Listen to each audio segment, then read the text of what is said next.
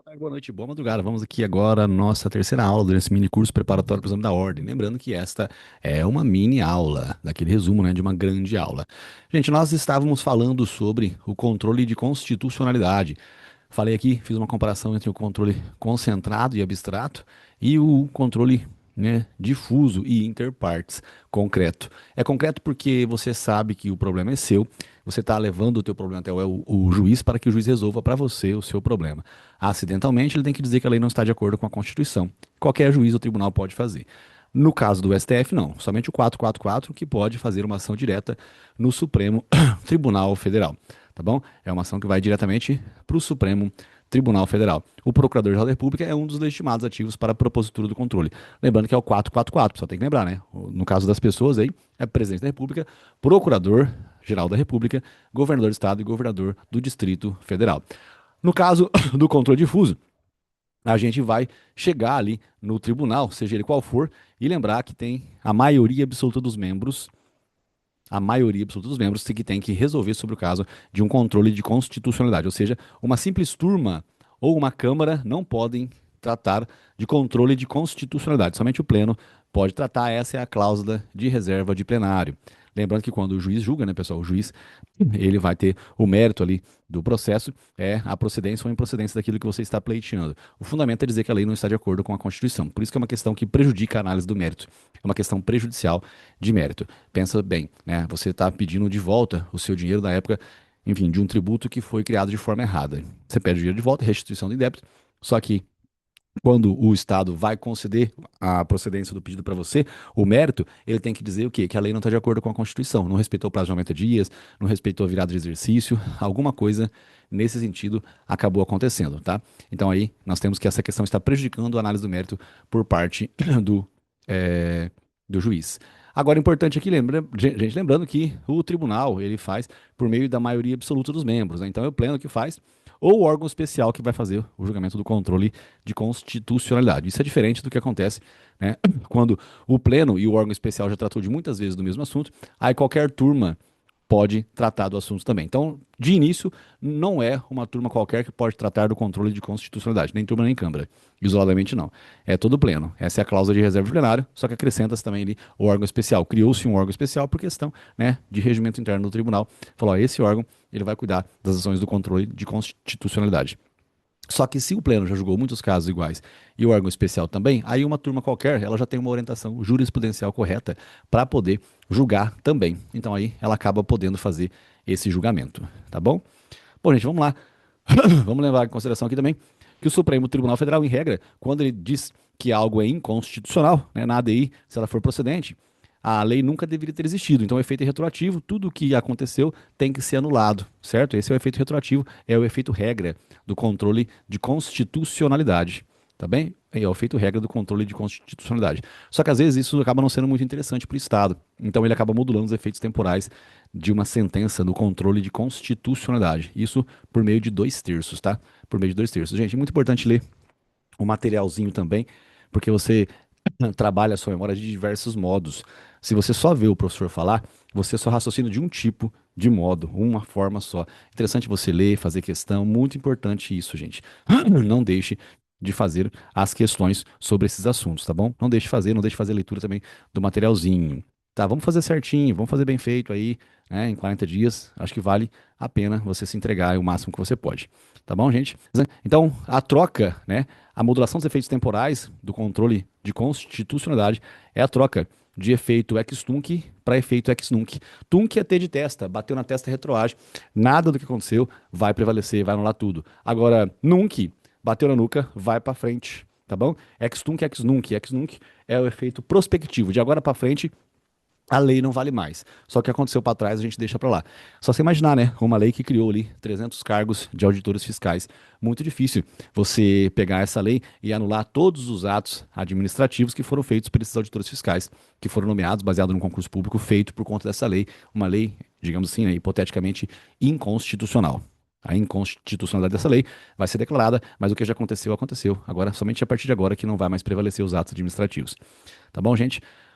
Só reiterando, gente, nós temos aqui, né, a Constituição Federal no topo da pirâmide de Hans-Kelsen, as leis abaixo, os decretos regulamentares executivos um pouco mais abaixo. tá, gente? O decreto regulamentar executivo é aquele que dá fiel execução à lei.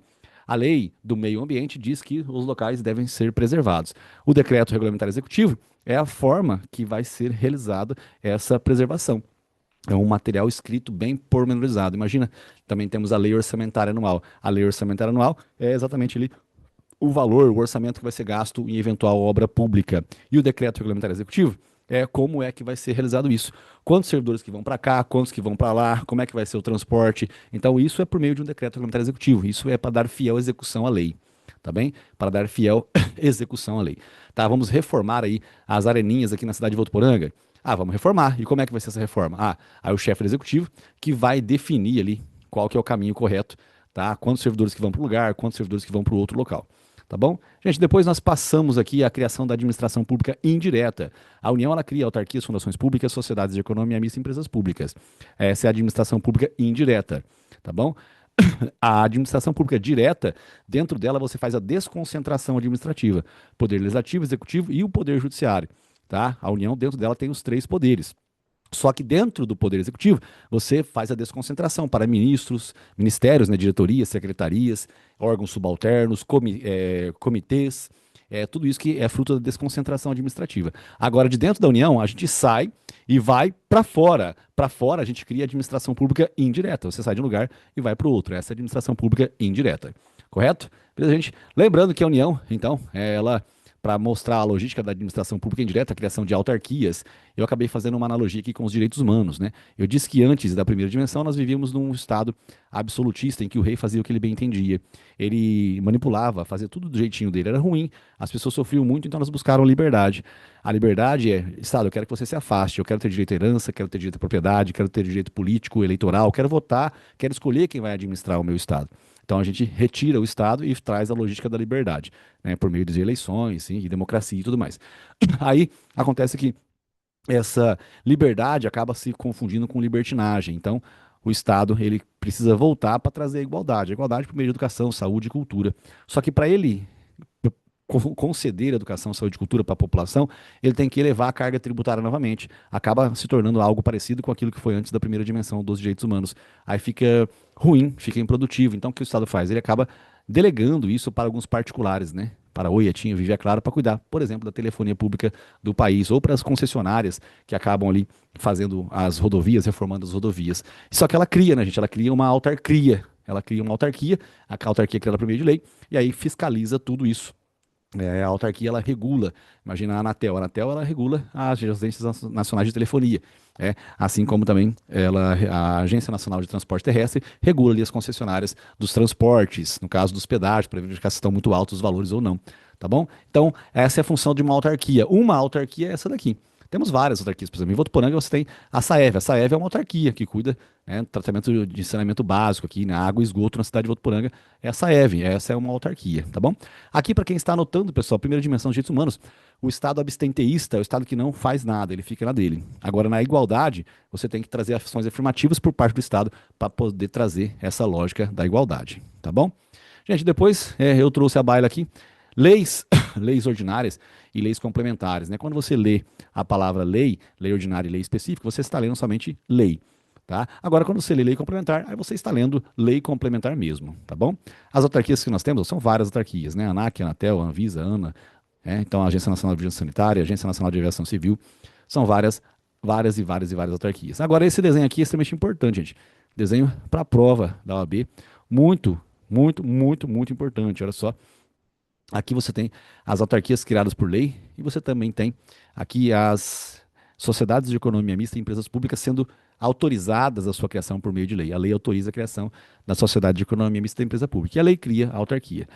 A fundação pública, ora, ela é criada por lei, ora, ela é autorizada a sua criação por meio de lei. Nós temos várias autarquias no Brasil, pessoal, várias fundações públicas, Fundação Nacional da Saúde, Fundação Nacional do Índio, que é a FUNAI, conhecida FUNAI.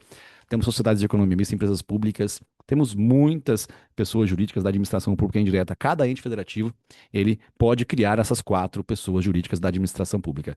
Aí, uma coisa interessante é que nada disso aqui é feito por meio de lei complementar. Agora, a área de atuação de uma fundação pública é essa sim. A área de atuação de uma fundação pública, essa vai ser feita por meio de lei complementar. Tá bom? Beleza, gente? Só para trazer aqui à baila algo importante. Direito público, pessoal. A União, Estado, F, município são autarquias, desculpa, são pessoas jurídicas de direito público, tá? Autarquias e fundações públicas também são de direito público. Agora, as estatais são de direito privado, tá bom? Porque elas concorrem diretamente com o setor privado. O que que é concorrer diretamente com o setor privado? A concorrência direta com o setor privado. Você imagina, o Itaú, ele concorre com o Banco do Brasil. O Banco do Brasil, ele é uma pessoa jurídica de direito privado, porque ele concorre com o setor privado, ele não pode ter benefícios que não sejam estendidos ao setor privado. Então, ele não tem imunidade de impostos, assim como a autarquia e as fundações públicas possuem. União, Estado, DF, município são entes federativos que têm imunidades recíprocas, certo? O município não paga imposto de renda para a União, assim como a Receita Federal não paga IPTU para o município, assim como o INSS, que é uma autarquia federal, não paga IPTU ou IPVA dos seus carros para os estados e para os municípios. Eles têm imunidade de impostos, não é de tributo, não, é de impostos. Eles pagam taxa de coleta de lixo, sim, tá? Mas imposto eles não pagam, correto? Agora, o Banco do Brasil e a- as empresas públicas, que pode serem, enfim, várias delas, a Caixa Econômica Federal, por exemplo, estes pagam, sim, esses pagam impostos, não têm imunidade de impostos. Vamos que vamos, gente. Foco, força e fé. Farra depois de muito estudo. É lógico que essa aulinha aqui eu também tratei de penal, mas vou dividir aqui em dois blocos as revisões da aula do dia 3. Vamos que vamos. Foco, força e fé.